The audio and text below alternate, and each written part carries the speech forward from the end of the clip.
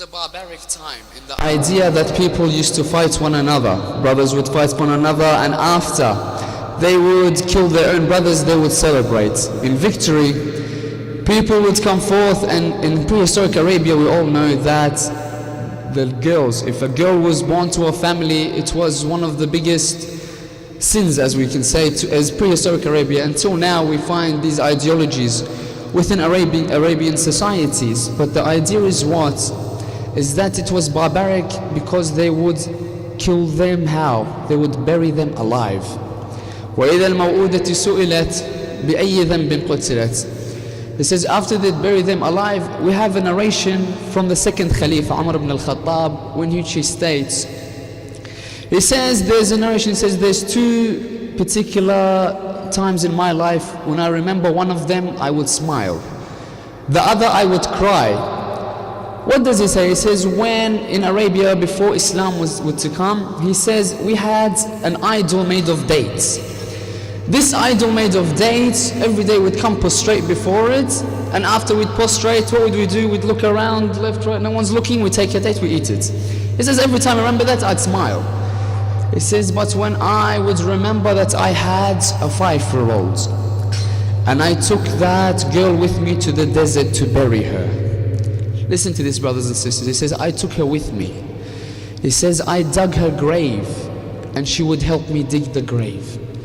I looked at her, he says, this is in the heat of Arabia. What did she do? She went towards the palm trees, she took a branch, and she would shade her father from the heat of the sun.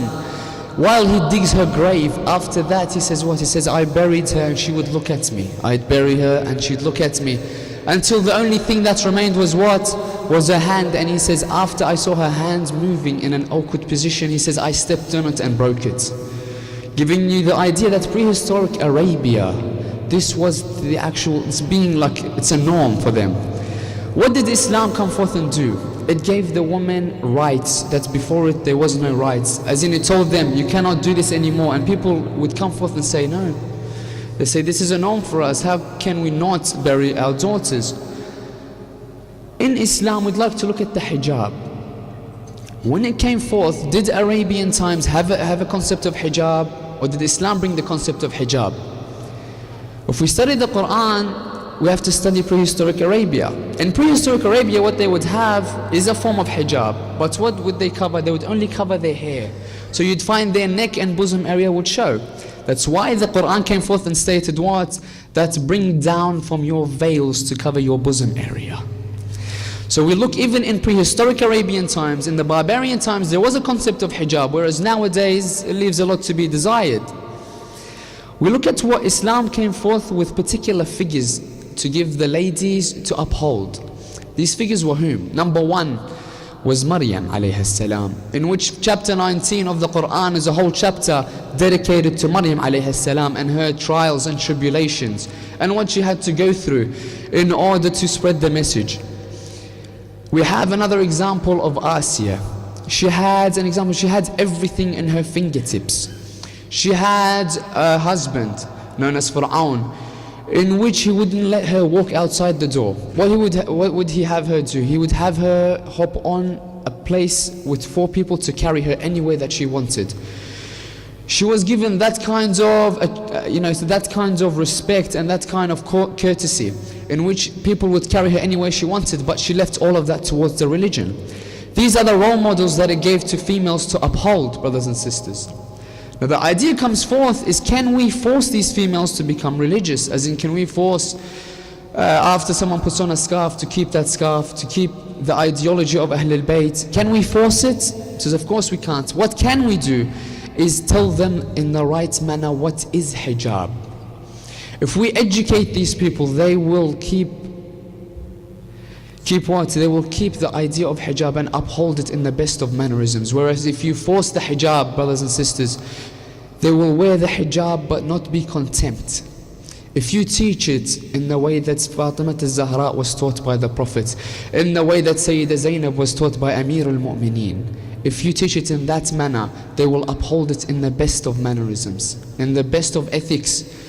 We find the idea that comes forth is, can we be religious and can we be modern at the same time? The answer is clear, yes we can. People might say that, oh, if you be a religious, it's a dull life, you have to pray, you always have to fast, I can't handle that powers. In fact, it's not stopping you from doing anything a modern society does, except the harams. For example, you can have the best of cars, whether it be Ferrari, a Lamborghini, a Merc, a Beamer, it doesn't matter. You can have the best of cars, you can have the biggest of mansions, you can have the best clothes, Prada, Louis Vuitton, Versace, you can have whatever you want. But in time, you have to pay zakat, you must pray on time. You must give khums. If you do that, do whatever you want. In this world, you can be modern. But the Imams tell us what? Everything comes with a price. There's a story narrated about Bahlul, in which Bahlul has a conversation with Harun al-Rashid. Now Bahlul was one of the companions of Imam Musa al-Kadhim, and he pretended to be what? He pretended to be insane. He pretended to be insane, but he was more awake than me and you, in the idea of converting the message of Islam. Because Harun al-Rashid was a dictator of the time, one of the Khalifas, and he would tell Bahlul, he was in his courtroom running around with his broomstick acting insane. He says, Bahlul, tell me about the day of judgment. Bahlul says, not a problem. Get me a fire. Place a fire and put on top of it a pan. He says, okay, so he puts a fire for him, Harun al-Rashid, and puts a little pan over it. He says, okay, watch what I do and follow. So he takes his broomstick, he jumps on that pan, and he says what? He says, I am Bahlul. He says, I own this broomstick, I own these 2 sets of clothes, and he jumps off. He says, Harun, it's your turn. Harun gets on. Narration tells us he was drunken. He says, he hops on. When he hops on, he says, my name is Harun al-Rashid, I own such castle, I own such gold, and he felt the fire and he jumped off. Bahlul looks at him and says, Harun, you forgot such mansion, you forgot such a house, you forgot such gold, you forgot the khilafah that you took from Ahlul Bayt. He says, you forgot all of those? He says, I cannot handle the heat. Giving you the idea of what, brothers and sisters, the more you own, it's intertwined for how long you will stay on the day of judgment.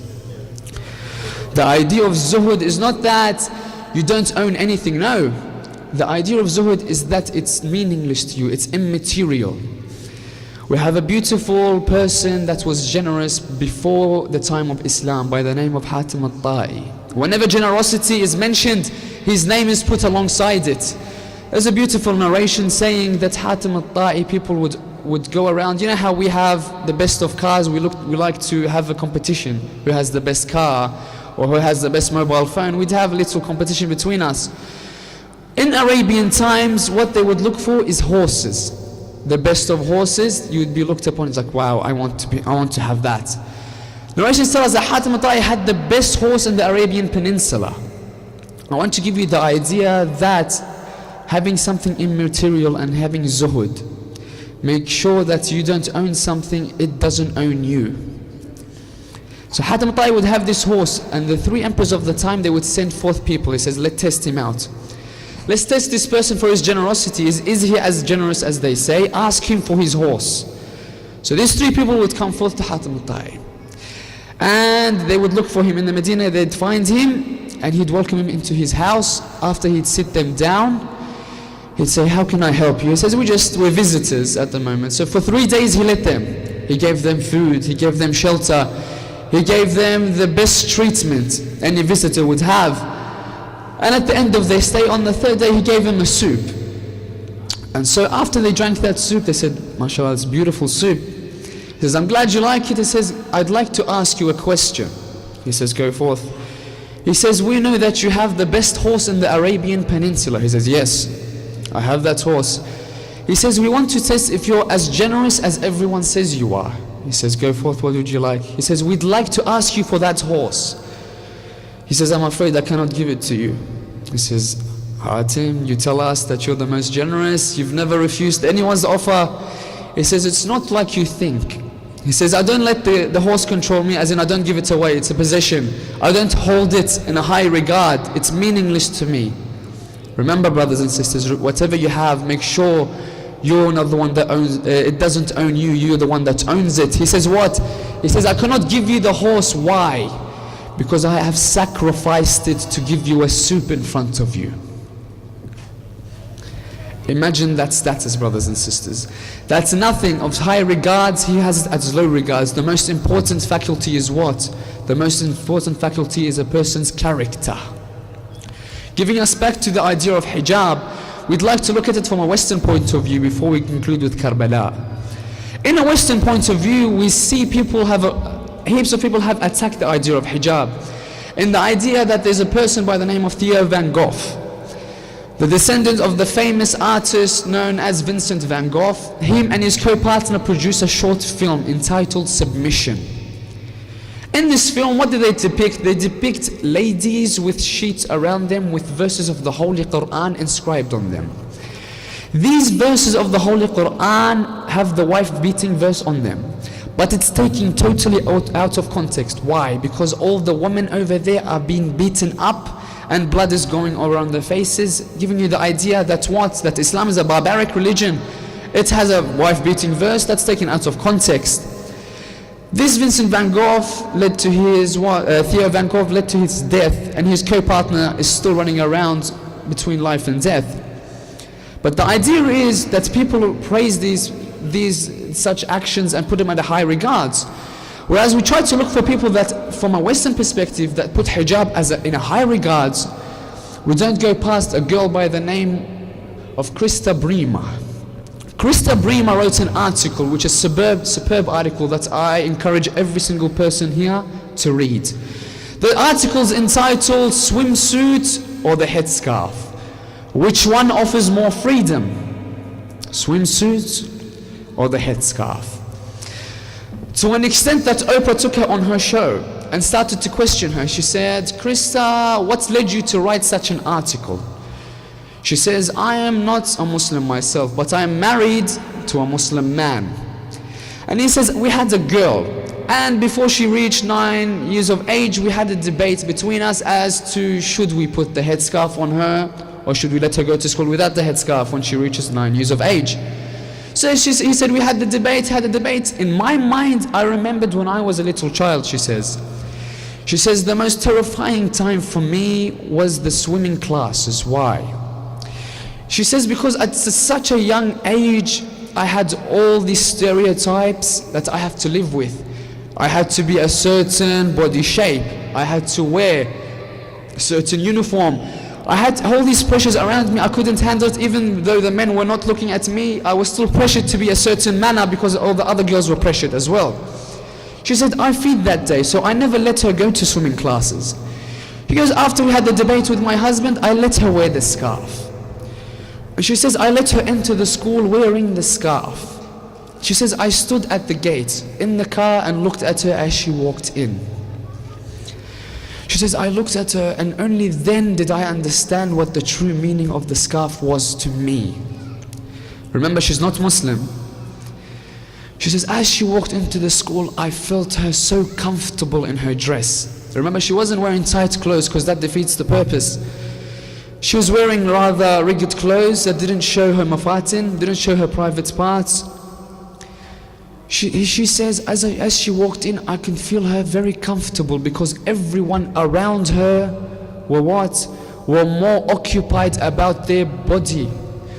Rather, my daughter was more occupied about her personality and character. And that's what the hijab is, brothers and sisters. To let you not think about your body, to not think about the stereotypes